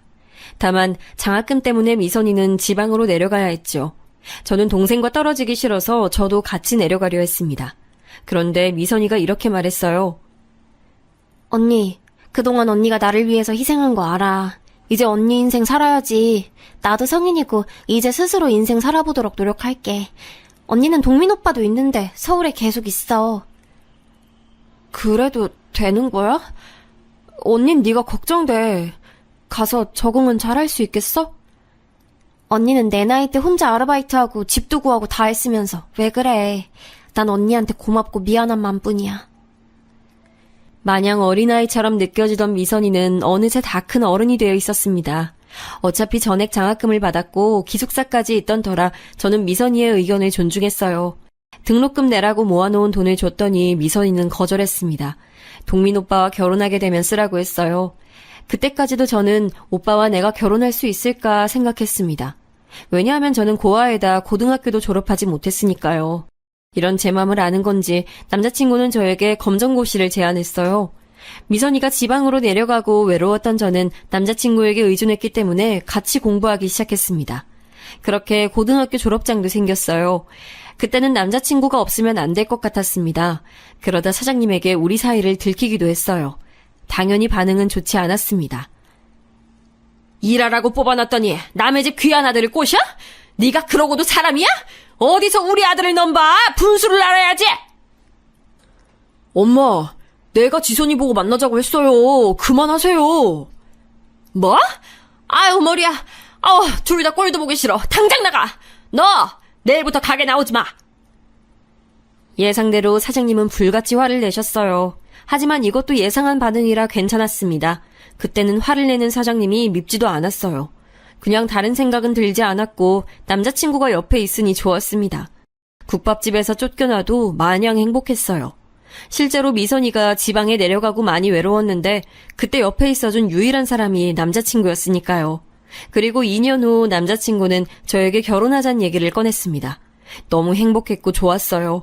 그러면서 현실적으로 시어머니의 반대는 어떡하지 생각이 들었죠. 우리의 예상대로 시어머니는 제가 인사 갔더니 들어오지도 못하게 문을 열어주지도 않으셨습니다. 하지만 어렸을 때부터 산전수전 다 겪었던 저는 두렵지 않았어요. 그때는 사랑이 영원할 줄 알았거든요. 남자친구도 이런 역경이 있어야 우리가 더 단단해진다고 말했습니다. 아유, 꼴도 보기 싫어. 불려우 같은 게 내 아들을 어떻게 구워 삶은 거야. 너, 내가 다 소문내서 여기 발도 못 들이게 할 거야. 알겠어? 시어머니는 심지어 제가 일하던 가게에 와서 격하게 반대하기도 하셨습니다. 나중엔 어떤 제 또래 여자를 데려와서 같이 욕하더라고요. 누구지 싶었는데 알고 보니 시누이였습니다. 그럴 때마다 남자친구가 대신 욕해주고 나서주니 그 모습을 보며 버텼어요. 엄마, 이 사람이 그 여자야? 아, 진짜 딱 봐도 가난해 보여. 하지만 우리의 마음과 별개로 결혼은 현실이었죠. 그래서 제가 아무리 일해서 돈을 모았어도 한계가 있었고 남자친구는 대학을 막 졸업한 학생이라 돈이 없었습니다. 사실 남자친구는 미선이가 지방으로 가고 우리 집에서 돈 것처럼 지내기도 했거든요. 나중에 그 사실을 알고 시어머니는 찾아와서 집 앞에서 소리를 고래고래 지르기도 하셨죠. 하지만 이런 반대에도 우리는 결혼에 성공했습니다. 눈치채신 분들도 계실 텐데 아이가 생겼어요. 시어머니는 당장 아이를 지우라고 날뛰셨는데 이미 제가 알았을 때가 임신 5개월이었어요. 아이가 워낙 작아 저는 전혀 눈치채지 못했습니다. 평소에 생리를 거르는 날도 많아서 전혀 몰랐죠. 결국 아이가 생겨서 시아버지가 결혼 허락을 하셨습니다. 시아버지라고 절 반기신 건 아니고 대를 이을 아이가 있으니 받아준다는 느낌이 컸어요. 어쨌든 결혼하게 된다니 얼떨떨했죠. 그런데 시어머니가 저를 따로 찾아와서 말씀하셨습니다. 네가 이런 거 알려주는 어른이 주변에 없으니 내가 말해주는 거야. 원래 결혼할 때는 돈을 다 끌어모아야 하는 거니까 지금 사는 그 집 팔고 우리 집 들어와서 살자. 내가 너한테 살림을 좀 알려줘야겠어. 네? 아, 저는 동민 오빠랑 우리 집에서 시작하려고 했어요. 어머머머머, 너 어디 가서 그런 말 하면 안 된다. 알겠니? 시댁에서 생활 방식을 배워야 하는 거야. 내가 이런 말 하기 전에 네가 먼저 나서서 해야 하는 건데, 아유, 역시 부모가 있어야 배우지. 지금이라도 늦지 않았으니까 나한테 생활 상식을 좀 배워. 기회라고 생각해. 시어머니는 저를 찾아와서 시댁에 들어와서 사는 것을 강요하셨어요. 그러면서 모은 돈을 다 내놓으라 했습니다. 그때는 제 나이가 너무 어렸고 또 가방끈도 짧으니 그게 맞는 건 줄 알았어요. 그래서 어차피 아이도 낳을 거고 그러면 시부모님 도움을 받을 날이 많을 것 같으니 시댁에 들어가서 살자고 결정했습니다. 다만 걸리는 것이 있다면 미선이었어요. 미선이는 방학이면 서울에 와서 저와 지냈는데 갑자기 집이 없어지는 거잖아요. 그래서 조금 망설였는데 동생은 괜찮다며 오히려 저에게 말했습니다. 나는 언니가 시댁에 책 잡히지 않았으면 좋겠어. 이왕 하는 결혼인데 최대한 좋은 방향으로 가자. 미선이의 고마운 배려로 저는 그렇게 시댁에 들어가서 신혼생활을 시작했습니다. 그리고 그때가 제가 세상에서 제일 힘들었던 기간이에요. 시어머니의 시집살이는 아주 심했습니다. 그렇게 아끼던 본인 아들과 제가 결혼한 게 영 마음에 들지 않으셨던 거죠. 제가 임신한 상태인데도 시어머니는 새벽 5시에 일어나서 집안일을 하길 원하셨어요. 그리고 빨래도 어찌나 많이 시키던지 몸이 나만하질 않았습니다. 시어머니는 제가 집에서 집안일을 하길 원해서 일하던 가게를 다 강제로 그만두게 했어요. 넌 빨리 일어나서 집을 한 번 더 다 닦고 빨래 돌리고 요리해야지. 그리고 어디 감히 시댁 식구들하고 같이 밥을 먹어. 시아버지 출근하시면 그때 먹는 거야. 알겠니? 네. 네라고 대답만 하지 말고 제대로 하란 말이야. 내가 진짜 너만 보면 속이 답답해서 못 살겠어. 아유, 저게 뭐가 좋다고 결혼한다고 데려왔는지. 아유. 엄마, 너무 그러지 마. 배운 게 있어야 제대로 하지. 언니, 제가 알려줄까요? 대놓고 저를 구박하는 시어머니도 서운하고 속상했지만 옆에서 말리는 시누이가 더 얄미웠어요. 시어머니는 남아선호 사상이 강한 옛날 사람이니 그렇다 쳐도 시누이까지 그러니 서러움이 몰려왔습니다. 그래도 남편을 보며 버티려고 했죠. 시간이 지나 출산했는데 아이의 성별은 딸이었어요. 딸이라는 사실을 알고 시부모님은 병원에 오지도 않으셨습니다. 너무 서운하고 속상한 마음이 들었죠. 유일하게 미선이만 저를 축하하러 지방에서 올라왔습니다. 미선이는 저에게 축하한다며 선물까지 사서 방문했어요. 반면 시어머니는 대놓고 저한테 뭐라 하셨습니다.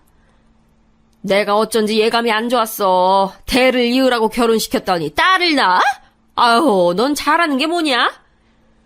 그래, 다음엔 아들을 낳도록 노력해라. 아들을 낳지 못한 게 그렇게 죄인인 줄 그때 알았습니다. 출산하고 호르몬 변화로 인해 안 그래도 서러웠는데 시어머니가 종일 구박하니 못 살겠더라고요. 게다가 조리를 제대로 하지도 못했습니다. 퇴원하고 집에 왔는데 바로 또 새벽 5시부터 깨워서 일을 시켰어요. 미선이가 너무 보고 싶었고 돌아가신 부모님이 그리웠습니다. 혼자 숨죽여 울었던 날이 한두 번이 아니에요. 남편이 그나마 옆에서 위로해주지 않았으면 제가 어떻게 버텼을지 상상도 하기 싫습니다. 혼자 시댁에서 온갖 집안살림 도맡아 하며 아이까지 독박으로 키우는 것은 너무 힘들었어요. 게다가 저는 아이를 낳고 연년생으로 또 아이를 가지게 됐습니다. 시아버지는 이번에는 기필코 아들을 낳으라며 강요 아닌 강요를 하셨어요. 하지만 아이의 성별이 제가 원하는 대로 나오는 게 가능할 리가 없잖아요. 세상에 나오기도 전에 의심부터 받는 우리 아이를 위해 얼마나 기도했는지 모릅니다. 집에서 육아를 도와주는 사람은 한 명도 없어서 막막한 마음도 있었어요. 남편은 시간이 지날수록 저에게 관심이 사라졌습니다. 결혼 전에는 쓸개와 간을 빼줄 것처럼 행동하더니 결혼하고 완전히 돌변했어요. 첫째 출산 때까지는 그래도 다정한 면모가 있었는데 둘째 출산 이후로는 아예 육아도 하지 않았습니다. 종일 새벽부터 일어나 바닥을 닦고 빨래하고 요리까지 하는 제가 안쓰럽지도 않았나 봐요. 2명의 아이를 혼자 돌보는 것도 힘든데 시어머니는 저에게 트집을 너무 잡았습니다. 국이 짜다고 해서 소금을 덜 넣으면 싱겁다고 난리셨어요. 아우, 야! 넌 국이 이게 뭐냐? 넌 이걸 요리라고 했어? 일부러 이러는 거야, 어? 불만 있으면 말을 해. 이렇게 싱거운 걸 누구 먹으라고 한 거야? 어머니, 아니에요. 제가 아까 애들 돌보면서 끓여서 그런가 봐요. 소금 더 넣을까요? 애는 너 혼자 키워? 난 너보다 더 했어. 어디서 말대꾸야? 애초에 잘하면 되잖아. 제가 아무리 변명해도 시어머니는 말대꾸라며 절 싫어하셨어요. 심지어 두 딸이 노는 것도 보기 싫었는지 우리 딸들은 거실로 나오지도 못했습니다. 제 얼굴만 보면 아들 타령을 하도 해서 제 이름이 아들인 줄 알았어요. 설상가상으로 남편은 이때부터 밖으로 나들기 시작했습니다. 심지어 제가 들고 온 돈으로 도박까지 해서 다 날려버렸어요. 저는 시댁에서 살다 남편이 벌어온 돈을 모아 독립할 예정이었는데 아예 원점으로 돌아가 버렸죠. 이렇게 힘든 상황에서도 제가 시댁에서 계속 버텼던 이유는 바로 동생 때문이었습니다. 언니, 괜찮지? 난 친구들이 시집살이 심하다고 할 때마다 언니 생각나. 언니가 행복했으면 좋겠어. 미선아, 언니 괜찮아. 다들 나한테 잘해주셔. 걱정하지 말고 대학에서 적응 잘해. 이미 잘하는 것 같아서 기분 좋다. 남자친구도 사귀고 있지? 예, 그럼. 나도 언니 이제 진정한 어른이 된 것 같아. 언니 덕분에 이렇게 살 수 있는 거야. 고마워. 시댁 식구들이 잘해준다니까 너무 다행이다. 난 언니가 행복하면 나도 기뻐. 미선이와 연락은 꾸준히 했는데 그럴 때마다 미선이는 제 행복을 물어봤어요. 그때는 행복하지 않아도 행복한 척을 해야 한다고 생각했죠. 제 동생이 원하는 방향이라면 그게 맞다 생각했거든요. 그래서 일부러 더 행복한 척을 했습니다. 그리고 현실적으로 남편이 미선이가 기숙사에서 나가서 방을 얻을 때 보증금을 지원해주기도 했고요. 이렇게 받은 게 있으니 제가 대놓고 얘기하지 못했습니다. 물론 집에선 종일 구박받고 아이들 육아에 힘들고 시누이의 얄미움 때문에 괴로웠지만요. 남편의 도박은 날이 갈수록 심해졌습니다. 심지어 본인의 월급을 미리 받아 도박에 쓰기도 했어요. 한심했고 내가 왜 이런 사람과 결혼했지 후회도 됐습니다. 하지만 동생의 시선도 그렇고 무엇보다 두 딸 때문에 밖으로 나갈 수가 없었어요. 시댁을 나가면 당장 길거리에 아이들을 데리고 나가야 하는데 너무 막막했습니다. 일이야 다시 구하면 되는데 딸들 나이가 너무 어렸거든요.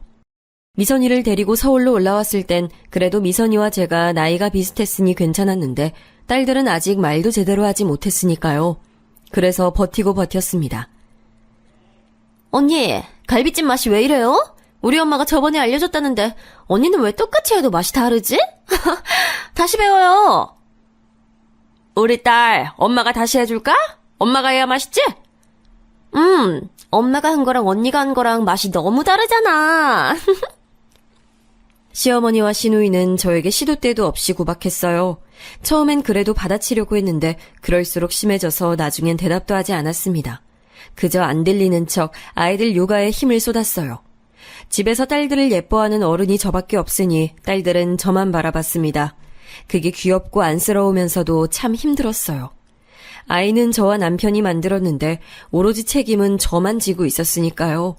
한숨이 절로 늘어나는 상황이었습니다. 그렇게 시간이 지나 어느새 딸들은 초등학교에 입학했어요. 그때까지 정말 유치원 행사도 제가 혼자 챙겼습니다. 오죽하면 밖으로 놔두는 남편 때문에 딸들은 아빠를 어색해했어요. 저도 속으로 이건 아니라고 느꼈죠. 그래서 시댁 식구들 몰래 돈을 모으기 시작했습니다. 절박한 심정으로 남편의 지갑에서 현금을 조금씩 빼서 따로 모으기 시작했어요. 남편은 술에 취하면 돈이 없어져도 모르는 사람이라 악착같이 모았습니다. 그리고 시장에 가서 음식 재료를 살 때도 최대한 깎아서 잔돈을 만들었어요. 시댁 식구들이 밖에 나갔을 때 몰래 바느질하며 일감을 구해 용돈벌이도 했습니다. 기계처럼 모았던 돈은 이미 남편의 도박으로 없어진 지 오래였어요. 그러면서 돈이 조금씩 모이니 저도 시댁에서 당하고만 있진 않았습니다. 아주 소액이어도 할 말을 할 수 있더라고요. 물론 시어머니와 시누이가 저한테 한 것처럼은 아니었지만요. 얘, 넌 청소를 어떻게 했길래 바닥에 이래? 좀 제대로 닦어! 어머니, 아침에 제가 닦은 거 보셨잖아요. 아가씨가 아까 거기서 과자 먹던데 아가씨가 그렇게 했나 봐요. 뭐? 그럼 우리 딸이 잘못했다는 거야? 시댁 식구 무서운 줄을 몰라? 그냥 그 원인이 제가 아니라고 말씀드리는 거예요. 처음엔 저렇게 대응하고 손이 벌벌 떨리고 심장이 쿵쾅거렸어요. 그런데 시간이 지나면서 저도 당당하게 나갔습니다. 시어머니가 뭐라 하면 그냥 집을 나갔어요. 남편은 이미 의지하지 못하는 대상이라 딸들을 보며 버텼습니다. 그래도 우리 딸들을 보면 입가에 미소가 지어졌어요. 제가 낳았는데 너무 예뻤고 제 딸들인데 진짜 착하거든요. 천사 같은 아이들을 보며 우리 부모님도 이런 마음이었을까 생각이 들었습니다. 바라보고 있어도 보고 싶은 소중한 보물이었죠. 미선이도 우리 딸들을 아주 예뻐했습니다. 동생은 대학에서 만난 남자친구와 결혼 예정이었어요. 그러면서 서울로 저를 보러 왔는데 미선이는 볼수록 더 예뻐졌어요. 데리고 온 남자친구도 제 남편과 달리 훤칠하고 다정하고 성실했습니다. 이런 사람이라면 제 동생을 믿고 보낼 수 있다고 생각했죠. 언니, 지영이랑 소영이 맛있는 거 사줘. 알겠지? 아니야. 언니 돈 많아. 안 줘도 괜찮아. 가져가. 이걸로 너 먹고 싶은 거 사 먹어. 언니, 그럼 언니라도 사 먹어. 언니가 나 키웠으면서 이런 용돈도 안 받으면 어떡해. 미선이는 저를 보러 올 때마다 손에 봉투를 들고 왔습니다.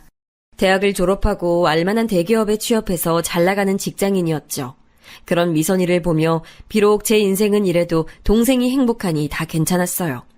힘들게 어릴 때 동생을 키우려고 노력했던 게 돌아오니 기뻤습니다. 미선이가 준 돈은 단 1원도 쓰지 않았어요. 대신 제 비상금으로 모으고 또 모았습니다. 나중에 딸들을 위해 쓰려고요. 미선이는 결혼하고 서울로 올라와서 살겠다고 해서 그것만을 기다렸습니다. 확실히 제가 동생을 보고 나면 기분이 매우 좋았거든요.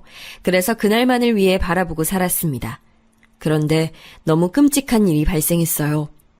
아이들이 학교에서 집으로 돌아오는 시간이라 간식을 준비하고 있었습니다. 그런데 전화벨이 울렸어요. 발신자를 보니 동생 남자친구였죠.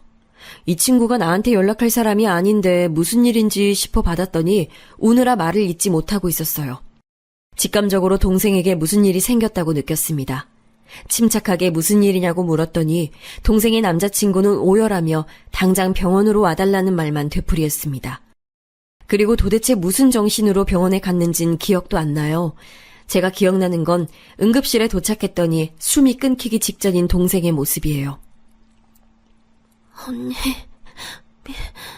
미안해. 언니, 미안해. 미선아, 안 돼! 미선아, 이렇게 가면 난 어떡해! 미선이는 제가 오길 기다렸던 것처럼 버티고 있었어요. 그리고 제가 오자 미안하다는 말을 끝으로 하늘로 갔습니다. 동생 남자친구에게 들은 바로는 뺑소니를 당했다고 하더라고요. 그렇게 너무나도 허망하게 저는 유일한 가족이었던 사랑하는 동생을 보내게 됐습니다. 결혼식 날짜까지 다 잡아놓고 가버려서 얼마나 허탈했는지 몰라요. 아무리 시댁에서 시집살이를 당해도 버텼던 이유가 사라져서 갈피를 잡을 수가 없었습니다. 다행히 동생 남자친구의 도움으로 장례식은 마칠 수 있었어요. 둘이 서로 사랑하는 사이여서 동생의 남자친구는 성심성의껏 동생 가는 길을 배웅했습니다.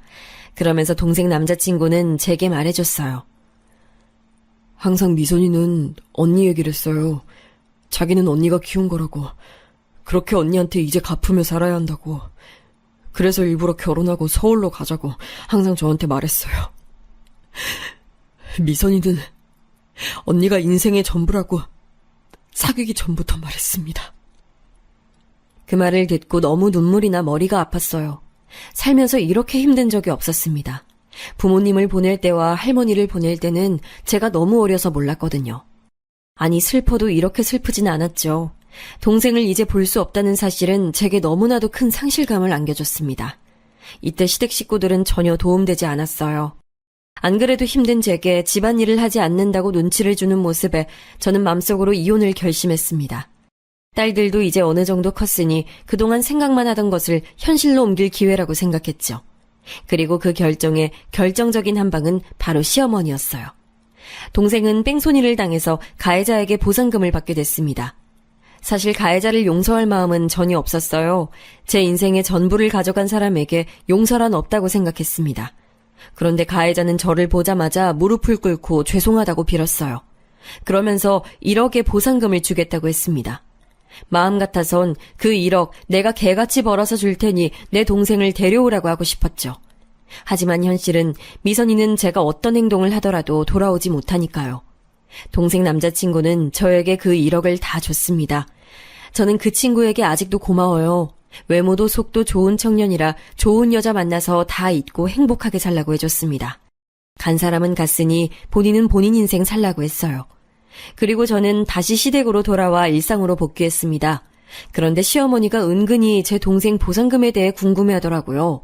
저는 1억을 받았다는 말을 절대 하지 않으려고 했습니다. 남편이 다른 것도 아니고 도박으로 인해 사고란 사고는 다 치고 다녔으니까요.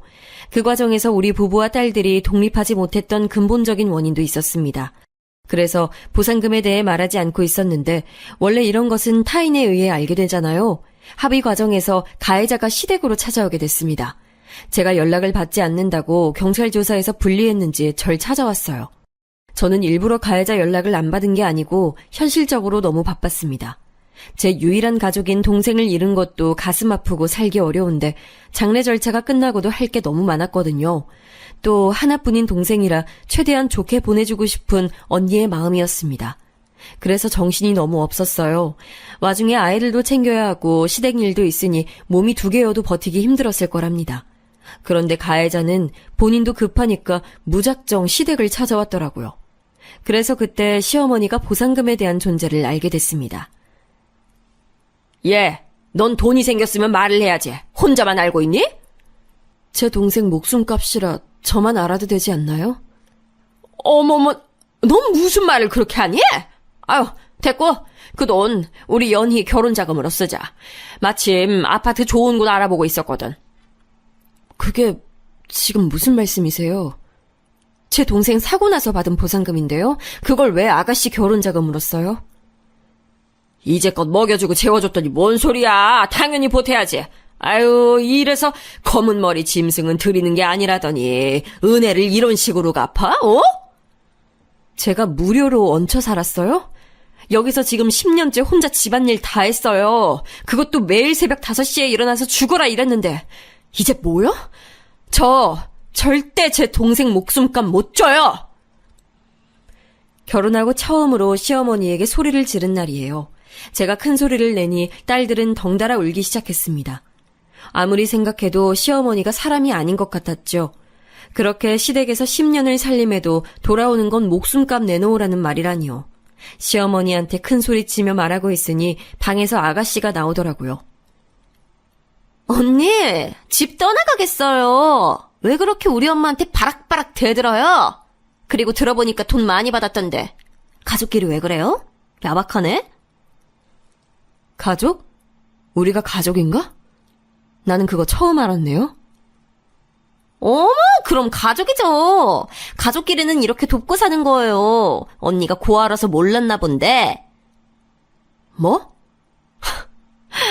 야, 너 말 잘했어. 고아? 너는 있는 부모가 왜 저 모양이야? 저는 그동안 꾹꾹 눌러왔던 게 터지는 느낌이 들었습니다. 순간 너무 화가 나서 저도 저를 통제하지 못했어요. 아무리 참으려고 해도 참을 수 없었죠. 신우에게 달려가 미친 듯이 쏘아댔습니다. 말리는 시어머니를 내동댕이 치고 바로 안방으로 들어갔어요. 그동안 혹시 몰라서 모아놓았던 옷가방을 꺼냈습니다. 거기 안에는 제가 남몰래 모은 돈이 가득 들어 있었죠. 우리 딸들을 데리고 시댁을 나가는데 시어머니가 그런 저를 막더라고요. 너 지금 제정신이야? 이대로 돈 안 주면 다신 볼 생각하지 마. 이렇게 나가면 너 이혼이야? 야, 이 망할 인간아. 내가 할 말이다. 이혼해. 네 아들 안 볼 거야. 평생 도박 중독자 데리고 살아. 인간 같지도 않은 놈 어디 남 부끄러워서 데리고 다니겠어? 뭐? 너 말 다 했어? 이게 진짜 미쳤나? 그래, 나 미쳤어. 이혼 서류 보낼 테니까 그거나 잘 받아. 얘들아, 가자. 그리고 저는 진짜 시댁을 나와서 이혼 전문 변호사와 상담하고 이혼 진행을 하게 됐습니다. 이 과정에서 제가 아무것도 모르니 동생 남자친구가 많은 도움을 줬어요. 침착하게 그동안 모은 돈으로 단칸방을 구해서 딸들과 지냈습니다. 비록 좁아도 제 소중한 딸들과 있으니 기분이 좋았어요. 예전에 동생과 같이 살았던 그 지하 단칸방이 생각이 나기도 했죠. 그래도 마지막에 시댁에서 제가 하고 싶은 말을 다 하고 나와서 얼마나 속이 시원했는지 모릅니다. 그리고 이혼 서류를 받자 남편이 연락이 왔어요. 내가 미안해, 여보. 우리 좋았잖아. 한 번만 다시 생각해줘. 우리가 언제 좋았어. 됐어. 나는 더 너랑 할 말이 없다. 1억 받는다며? 그거 나 조금만 주면 안 되겠니? 아, 진짜 너라는 인간하고 대화하는 시간이 아깝다. 야, 이혼 도장이나 찍어. 남편은 마지막까지 개차반처럼 굴었습니다. 결혼 전에는 저런 사람인 줄 전혀 몰랐는데 이제 저 인간 자체에 대한 환멸이 끊이지 않았죠. 이혼은 결국 하게 됐고 저는 해방감이 너무 좋았습니다. 보상금 받은 것과 제가 그동안 모은 돈으로 작은 아파트도 들어올 수 있었어요. 그리고 아이들이 학교에 갔을 때 일하면서 돈도 벌고 있습니다. 저는 워낙 열심히 살았고 또 돈을 버는 것에 대해선 자신이 있어요. 그래서 미래 걱정은 없습니다. 시댁에서 눈치 보며 사느니 딸들과 이렇게 행복하게 사는 지금이 훨씬 행복하거든요. 시간이 흐르고 좀 진정된 후엔 두 딸을 데리고 처음으로 섬에 다시 가기도 했습니다. 어린 시절 미선이와 그리고 우리 부모님과 좋았던 기억이 가득한 그 섬이요. 남편에게 가자고 해도 절대 가지 않았던 제 고향에 방문하니 가슴이 뭉클했어요.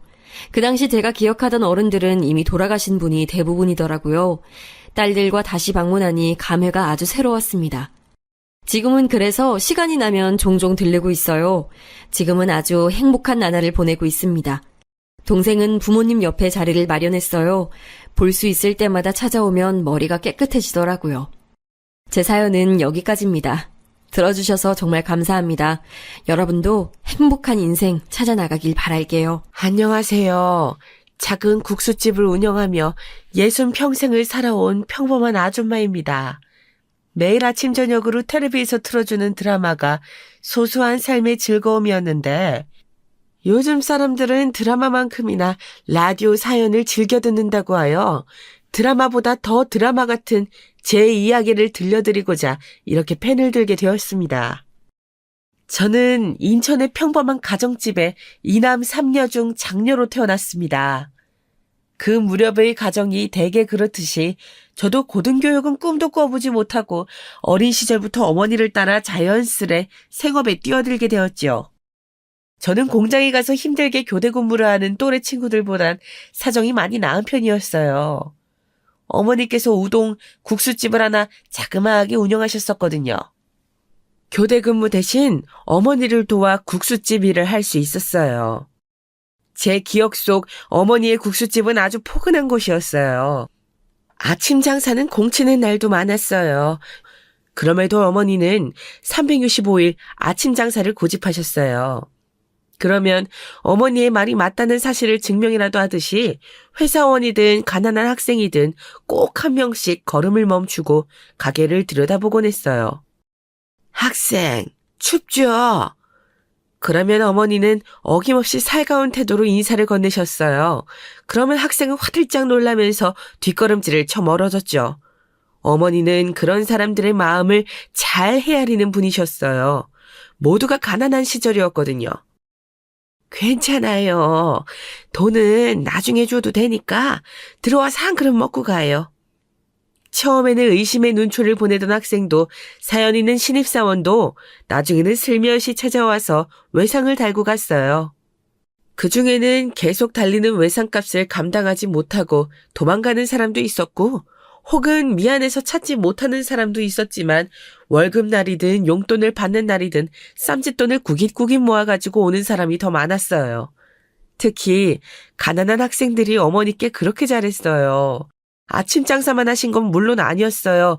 근처 공장 단지에서 일하시는 분들을 위한 점심 장사, 퇴근길에 들러서 뜨끈한 우동에 소주 한잔하는 어른들을 위한 저녁 장사까지 열심히 쉬었죠. 특히 우동, 국수 반 그릇에 사람들이 먹다 남긴 깐 소주를 저렴하게 내주었는데 그게 대학생들에게 큰 인기가 있었어요. 덕분에 가게는 하루 종일 다양한 연령층의 사람들로 문전성시를 이루었죠. 덩달아 저까지 하루 종일 가게에 묶여 있어야 했고요. 음식점이라는 게 손님이 있을 때만 일이 있는 게 아니잖아요. 국수를 팔려면 고명이니 면이니 육수니 미리 다 준비를 해놓아야 하고 손님이 빠지면 그릇이니 수저니 컵이니 설거지를 해놓아야 했으니까요. 그래도 행복했어요. 그 시절에 다른 집보다 유복하다면 유복하게 지낼 수 있었고 저와 어머니가 고생한 만큼 동생들은 편하게 공부에 전념할 수 있었거든요. 게다가 춥고 배고플 때 따뜻한 국수를 조건 없이 내어주시는 저희 어머니를 은인으로 생각하는 학생들도 많아서 몸은 지치고 피곤해도 마음만은 늘 풍족했던 것 같네요. 그렇게 저희 온 가족을 먹여 살린 경혜국수는 그 뒤로도 오랜 시간 한 자리를 지켜왔어요. 제 나이 30에 어머니께 물려받아 바로 몇 년까지 운영을 해왔네요. 어머니께는 물론이고 저희 가족 모두에겐 이 국수집이 커다란 의미가 있었지만 제게는 더 남다른 의미가 있었어요. 저희 남편과도 국수집에서 처음 만났거든요. 저희 남편은 어머니의 오랜 단골이었어요. 대학생